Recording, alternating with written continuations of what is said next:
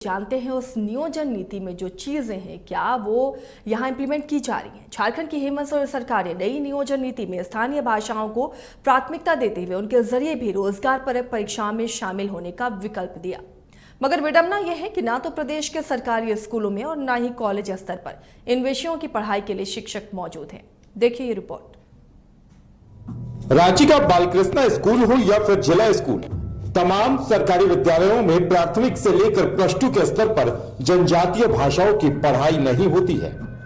सूबे के तमाम सरकारी स्कूलों में भाषा के तौर पर हिंदी, उर्दू, इंग्लिश और संस्कृत की ही पढ़ाई का प्रावधान है। छात्र अगर जनजातीय भाषाओं में पढ़ाई करना भी चाहे तो उसके लिए स्कूलों में शिक्षक मौजूद नहीं है। कोई बच्चा अगर मान लीजिए नागपुरी पढ़ना चाहता है या कोई दूसरी भाषा पढ़ना चाहता है, क्षेत्रीय भाषा, तो हम लोग रोकते नहीं है, लेकिन ये हम लोग बता देते हैं कि हमारे यहाँ शिक्षक अवेलेबल नहीं है।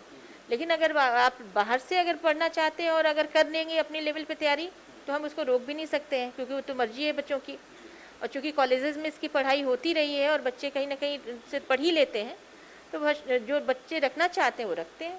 नहीं, ट्राइबल लैंग्वेज के हमारे यहाँ शिक्षक नहीं है और इसलिए हम लोग वो सब्जेक्ट नहीं देते हैं बच्चों को हम लोग कहते हैं कि हमारे यहाँ जो सब्जेक्ट के टीचर हैं आप वही सब्जेक्ट लें ताकि आप बेहतर तरीके से उस सब्जेक्ट की पढ़ाई कर पाएंगे आप।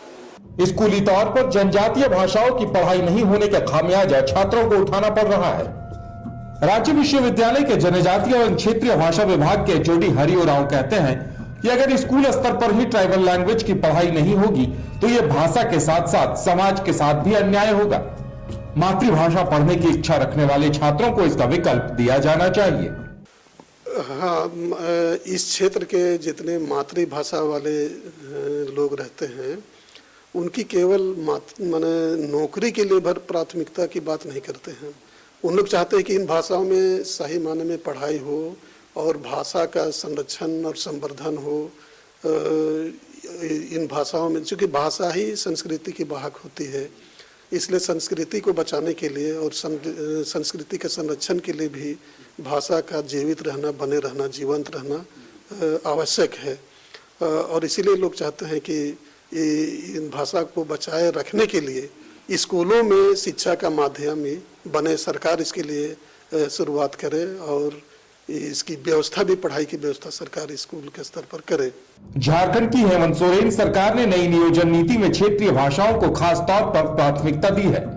हिंदी को नजरअंदाज करने के आरोप भले सरकार पर लग रहे हैं, मगर मुद्दे की बात यह भी है कि छात्रों के लिए स्थानीय भाषाओं के जरिए रोजगार हासिल करने के द्वार भी खोल दिए गए हैं।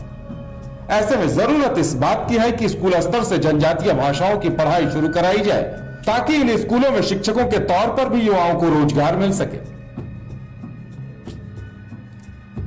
झारखंड की संशोधित नियोजन नीति में भले ही जनजातीय भाषाओं को तरजीह दी गई हो, लेकिन साफ बात यह है कि अगर इन विषयों की पढ़ाई प्राथमिक स्कूलों के स्तर पर नहीं होगी तो निश्चित तौर पर छात्र तैयार नहीं होंगे, और जब छात्र तैयार नहीं होंगे तो फिर नियोजन के विकल्प भी बंद हो जाएंगे। ऐसे में ज़रूरी ये है कि प्राथमिक स्कूल हो, हाई स्कूल हो या प्लस 2 स्कूल हो, यहाँ पर इन विषयों की पढ़ाई शुरू की जाए ताकि छात्रों के लिए विकल्प खुलें।